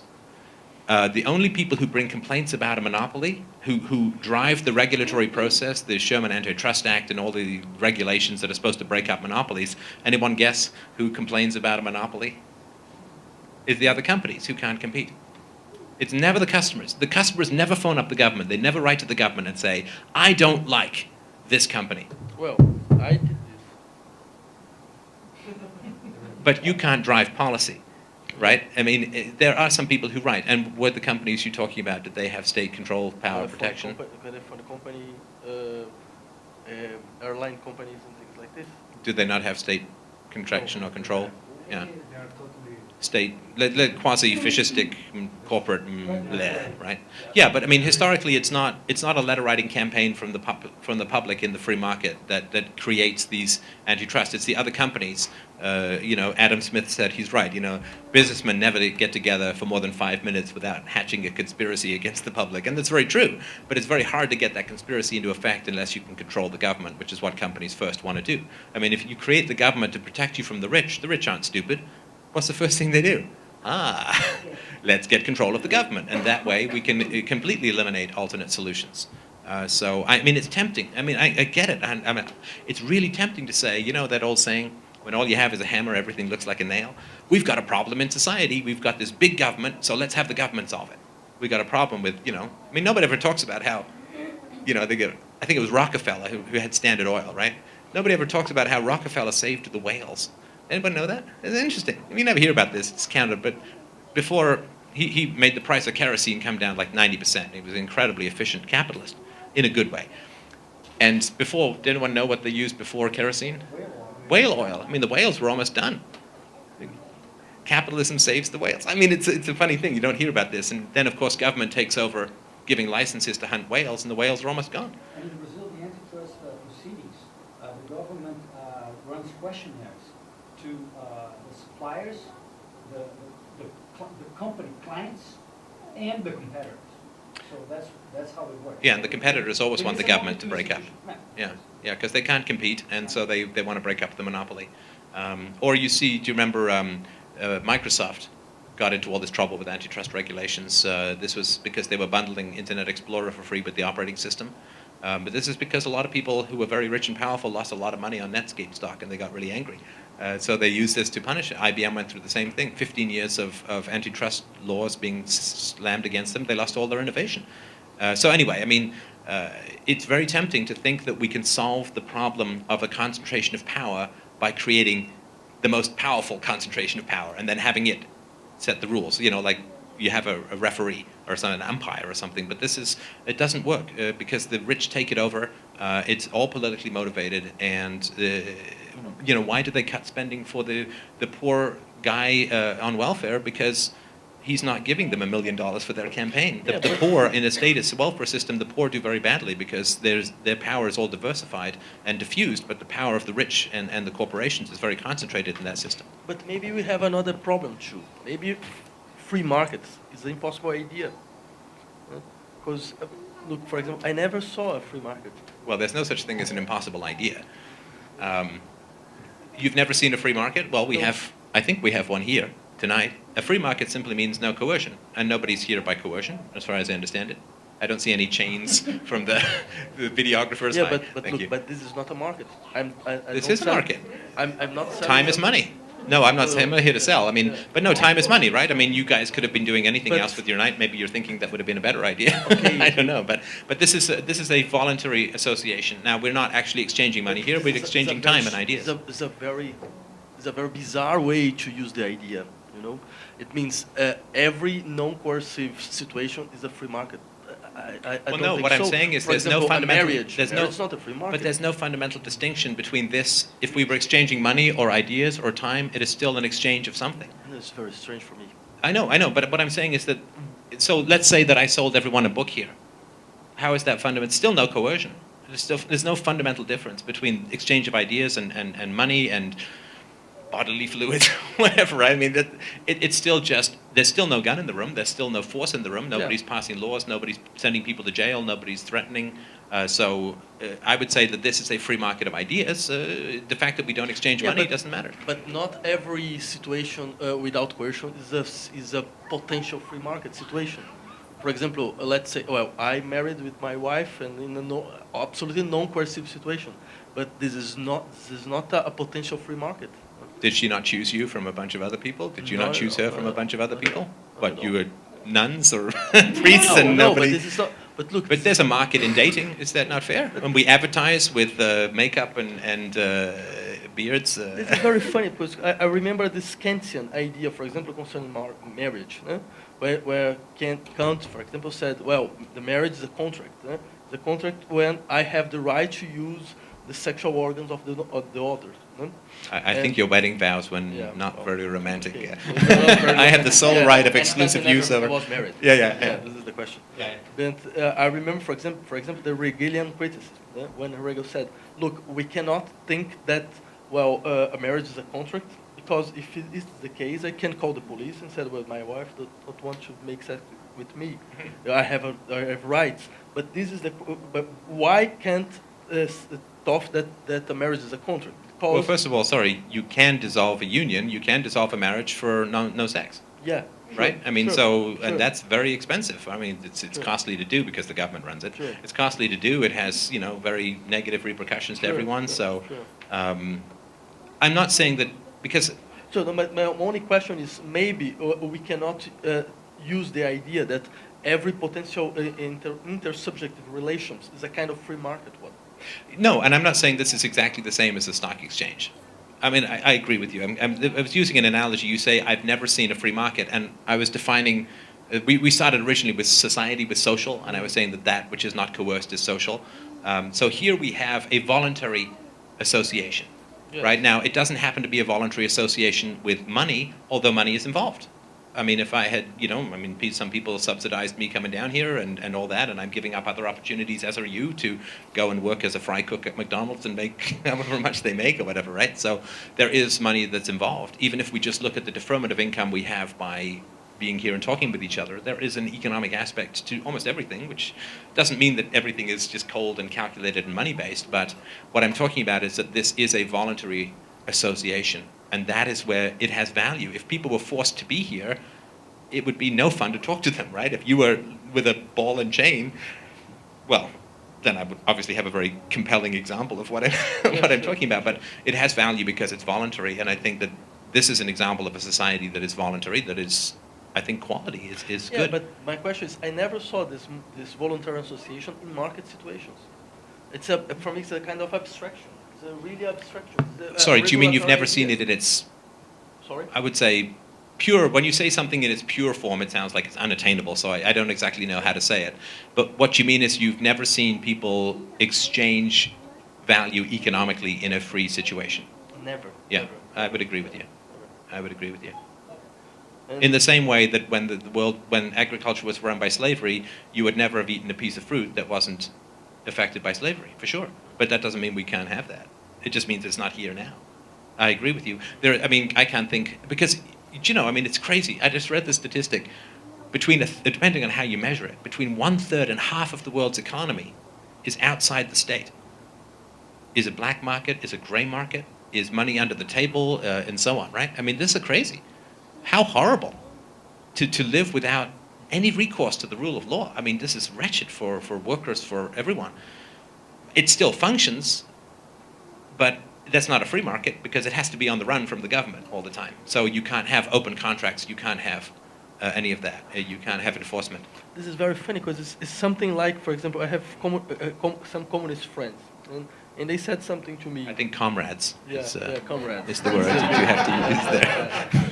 And my communist comrades, they said, look, the communism we never had the experience of a real communist state, but we can reach it. And this is funny because, for example, you said something like, we never had the experience of a free market situation, but we can reach this. Well, okay, but I understand that, but there's a bit of a difference. There's a lot of a difference. So first of all, they got close in terms of the government control over the means of production, and the government was supposed to reflect the will of the workers. They got real close. And as they got closer, things got way worse, right, in the socialist economies for reasons that are dull and technical, but mostly to do with von Mises' explanation of the price problem, right? Without prices, you can't efficiently allocate resources. The calculation problem. Thank you. So as we got closer to communism, things got worse and worse and worse. Whereas as we got closer to a free market, things got better and better and better. In terms of, you look at history, right? You look at the GDP or per capita income of history is now the Industrial Revolution was not a free market. You had the most efficient murderers were the aristocracy, and they owned the land because they were the best killers, the best hired thugs of the state. And so you had this concentration of capital in the hands of, frankly, the most evil people in society, because land was capital back in the day. They threw all the people off the land to concentrate the enclosure movement. If this is not a free market situation, in the Industrial Revolution itself, you had a skewing of government policy towards the rich and the wealthy and the capitalists because they paid more in taxes than the individual workers. You also had the Speenham land system of welfare state in the south of England that was just terrible and devastated the workers to the point where their incomes actually declined, while the workers in the north, where there was not a welfare state, their incomes tended to go up and up. And everyone looks at the south and says, well, that was the free market. But the south of England was a welfare state. North of England was not, and their wages doubled. Well, the south was just terrible. And this is why the north is still different even now than it was in the past. But as we get the free market, and you can see this both in time and also slicing through society, right? So in time, you can see, well, was there more of a free market? Was there an income growth? Look at what's happening in pre-free market relative China, right? Up until the 90s, they were communist, catastrophic. Just devastating. Their GDP, and they've got these ghost cities, they've got this crazy fascistic central planning that's still running a bunch of the economy, but look at India, look at China, these countries, as they began to respect private property and embrace the free market, as less and less violence was used in economic interactions, they're sailing. This is a very funny. My communist comrades, you said to you three things. The first thing, the communist idea was lost when Lenin stopped with the idea of Soviets. Then everything that came after, they said it's not communism.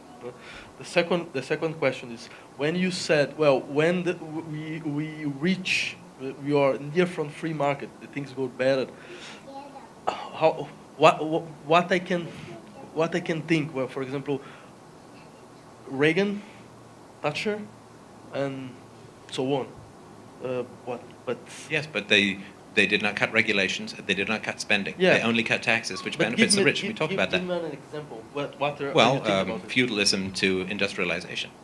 Feudalism, there was no free market. You were a serf tied to your land. You couldn't compete. You couldn't capitalize. You couldn't industrialize. You couldn't automate.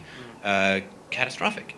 And then you start to see the respect for private property begin to emerge, and some equality, and so on. But the thing is, Lenin, he got rid of the Soviets, and then he had to introduce the new economic plan because they were all starving to death.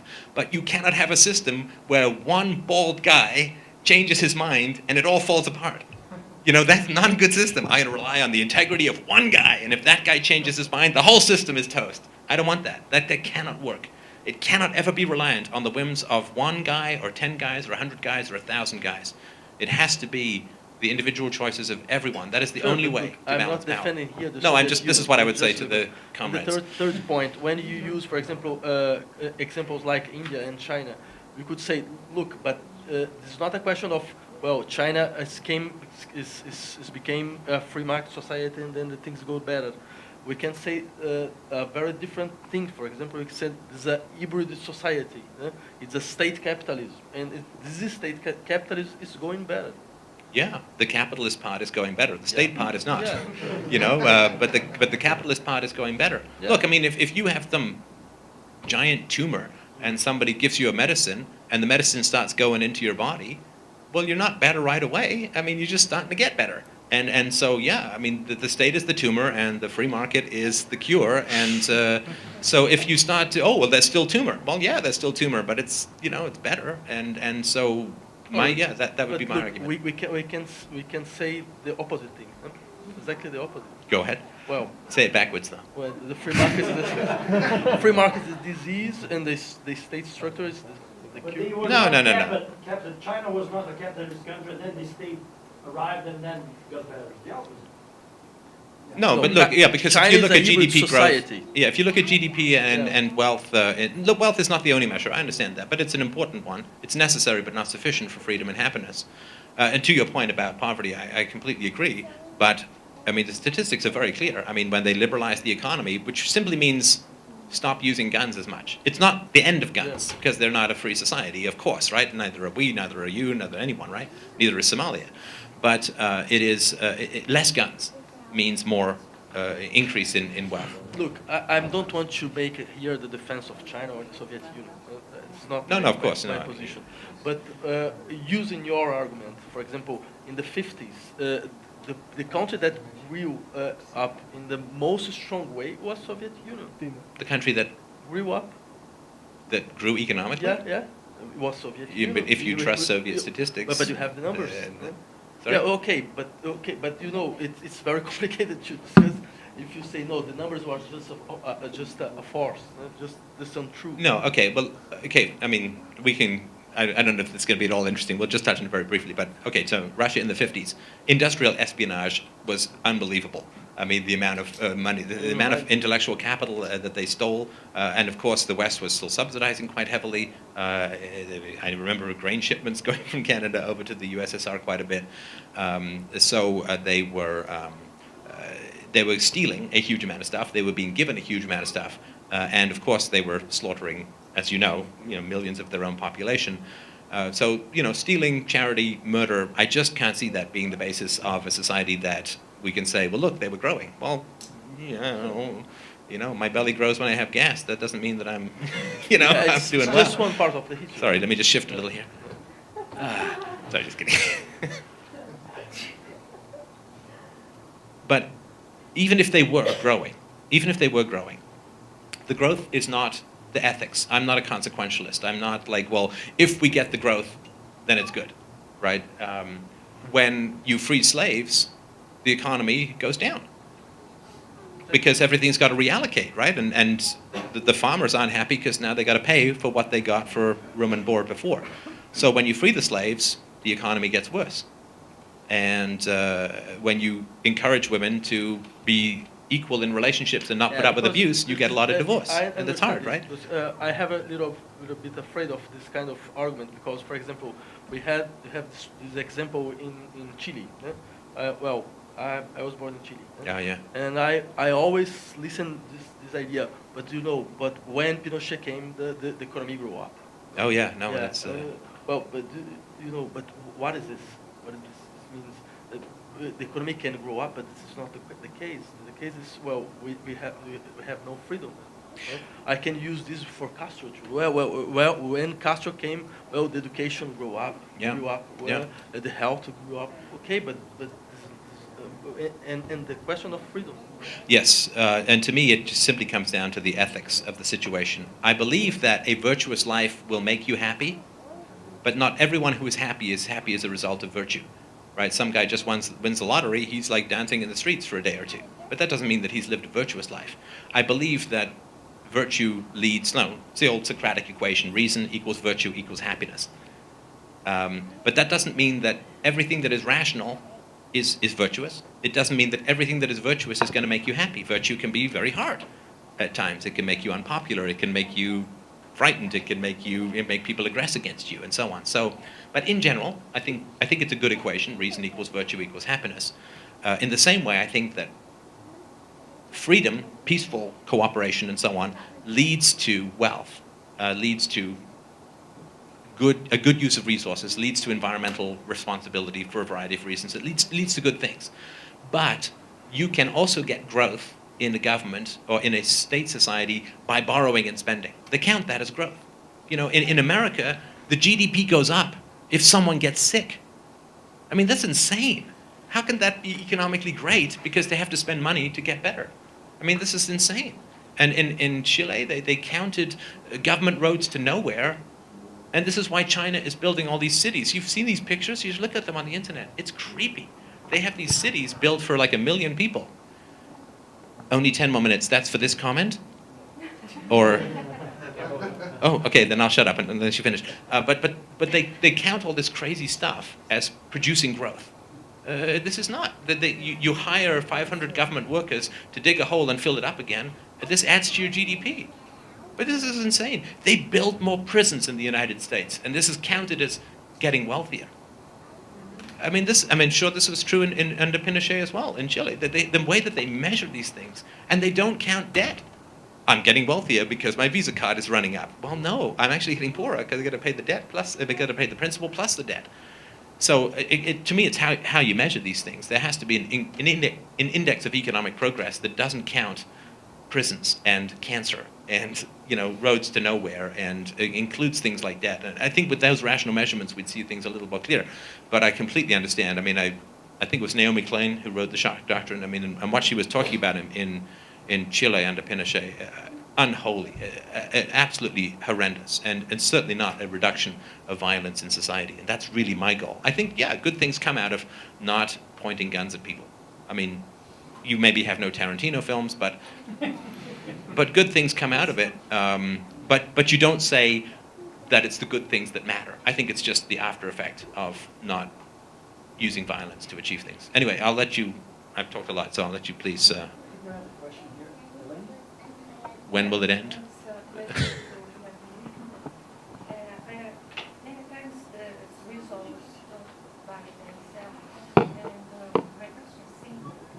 When you read about results of research, talking about the happiness of the people, quality of life, and self and professional satisfaction, socialist and communist countries are very, very poor scores. What do you think about it?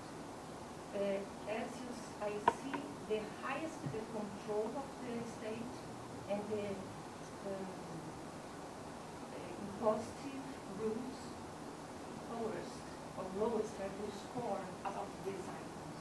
Okay, well, first thing, I don't believe very much in this measures of happiness. I think there's the methodological point of view is a very complicated one. Second, I agree with you. I don't like the idea to live in a country like Romania in Ceausescu age, or so Polonia in Jaruzelski age, or something like this. I know every country, every ex-communist country, and I can agree with you. It's not a very good place to stay. But the question is, what I can say about it. I think that, for example, I believe in a kind of development of an idea. When republicanism appeared, it was a failure, a total failure. If you were in 30th century and saying, well, I'm a Republican, people will say to you, you are totally mad. The idea was totally a failure. What are you talking about? Today, I think everybody here is a Republican. I understand what this first communist experience in the history was totally failure. It was a catastrophe. But I'm not sure that the idea of a more equal society or a really strong equal society is a bad one. Where it works. Oh, for example, I think that societies that, for example, I'm not totally against the welfare state. I think that it was a very strong and very important moment in the history of European societies. I don't think that these societies were the destiny of the society was the failure, the economic failure. I think that we can go strong, more strong in this kind of perspective. I think that when we try to use the state for equality politics of equality, the people are more happy, if you want to say like this. And I'm very suspicious about every situation that we used the idea of a strong free market, because what I say in the past is not good. What I see in the past is not good. For example, I don't think that the experience of a neoliberalism in Anglo-Saxon countries was a very good example. I can understand that it's something like, well, but it's not. It was not really a very strong libertarian. He say, well, they just cut taxes, they don't cut spendings and so on and things like this. I can understand. Then let's say I'm skeptical about this. But skeptical in the really philosophical way. I'm waiting to see. Okay, if you can show me, well, look, this is a very good example. You can organize a society without a state, in a society that we are not that will not be destroyed by strong inequality. Okay, I go with you.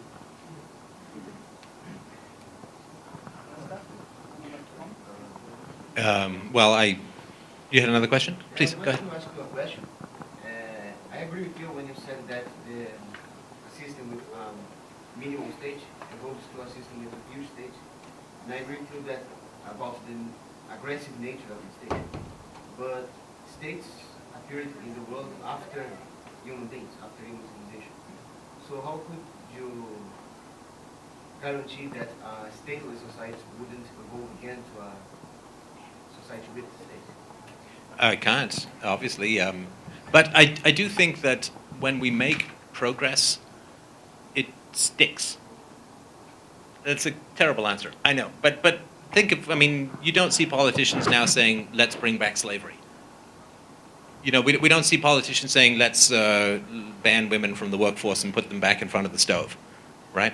We don't see that. But because when we make progress, generally, it sticks. It's not perfect, and there's still, but you don't see a big Nazi party in the world anymore. There's still a few nut jobs out there who are, nasty and broken and so on. But when we make progress, it doesn't tend to go back.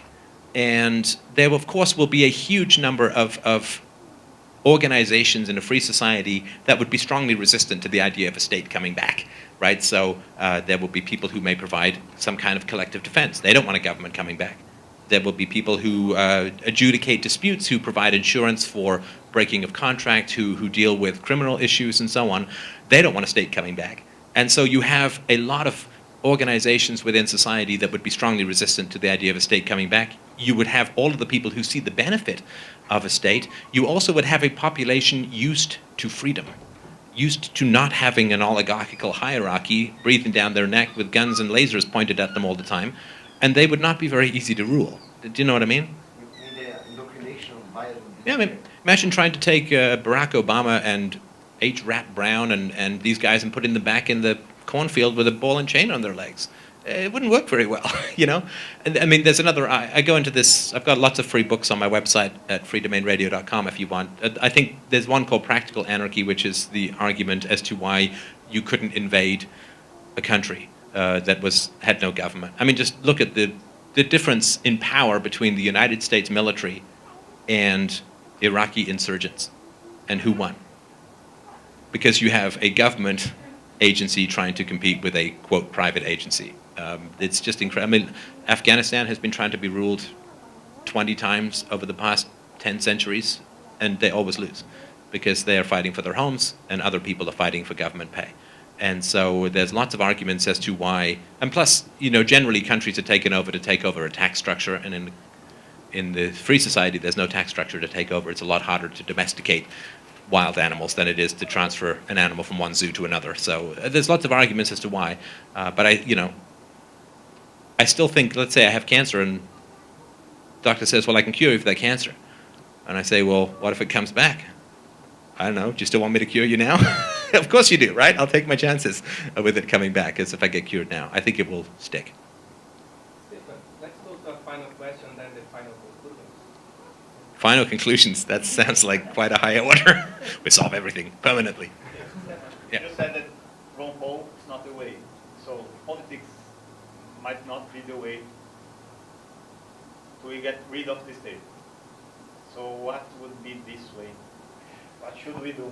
I mean, it's a multi-generational process. I think we have to understand that. I think that in America and in England, I don't know about Canada, to me still 80 to 90% of parents are hitting their children. We cannot have a free society if we grow up being hit by our caregivers, because then we're used to violence solving problems, solving conflicts. And then when we grow up, we say, well, we need a central authority who's going to throw people in jail to solve problems. I think it comes that early. The state makes no sense logically. It makes no sense morally. The only way it can make sense is if we've had some experience with something like it before. And so I think that aggressive and controlling and perhaps even violent parenting it teaches us a kind of language of subjugation and a bizarre, irrational respect for power as the only solution to problems, that then when we see the state as adults, we learn about the state. It's like, yeah, I speak this language already. I think so. My goal has been, we can't end the state. You can't sort of stay. No, because no, like the guy in front of the tank in Tiananmen Square, you can't do it. So the non-aggression principle, which is thou shalt not initiate force, we enact that in our own homes. Right? We obviously don't do it with our spouses. We don't do it with our children. We reject the use of violence in our personal lives, to me. And then we raise a generation of children who they don't, they're reasoned with, they're negotiated with, and then when they see the state, they'll be like, well, this is weird. I mean, what? This is not how I've ever been treated before. What? No, this is not right. Whereas if we, hit and yell and bully and punish and so on, then, of course, then when we come up to see an agency, that makes sense. But we want the state to not make sense to people. For it to be, if you ever look at, you see those Hindu gods with they're blue, they got an elephant head, 12 arms, and you think, well, that's kind of weird. I mean, to them, it's just Jesus on a cross. To them, it's perfectly sensible because that's what they've grown up with. So basically what I'm saying is we want the state to look like a blue thing with elephant heads and 12 arms. It just looked foreign to our experience. I think the only way to really achieve that, I think we make the philosophical case, we make the moral case, and the case for practical consequences. But I think much more fundamentally, we have to simply reject the use of violence in our own lives, the use of aggression, the initiation of force, everywhere we can, in our business relationships, through threats, in our personal relationships, through the rejection of violence. That, to me, is how you grow social change in areas you can control, and I think politics is a big distraction from that. I've had lots of arguments. Every time I go to a libertarian convention, this topic comes up. Does spanking violate the non-aggression principle? Why does it come up? Because I bring it up. And a lot of these people who are very pro-Ron Paul are vociferously and aggressively defending the initiation of force against children. Well, how is Ron Paul going to save you from the consequences of that aggression in the home? He can't. So anyway, that's very brief, and I've got more on the website, but that's and that's actually my summary, because I don't think I've got anything more important to say than that.